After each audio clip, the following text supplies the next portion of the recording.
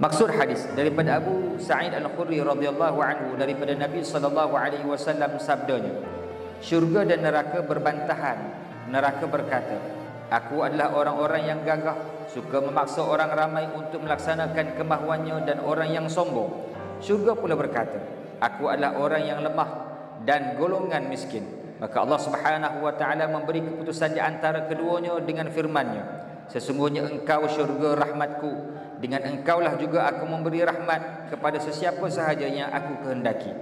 Dan sungguhnya engkau neraka adalah sebagai azabku, yang dengan kamulah aku menyiksa sesiapa sahaja yang aku kehendaki.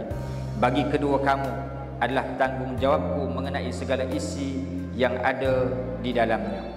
Pengajaran hadis, syurga adalah tempat mendapat rahmat Allah yang ditentukannya bagi sesiapa yang dikehendakinya. Yang kedua, syurga adalah tempat orang-orang yang hidup.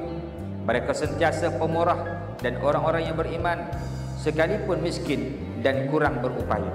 Yang ketiga, neraka adalah tempat orang-orang yang mencari kekayaan dengan memeras tenaga orang lain dan bersikap sombong kepada Allah Subhanahu wa taala dan juga manusia.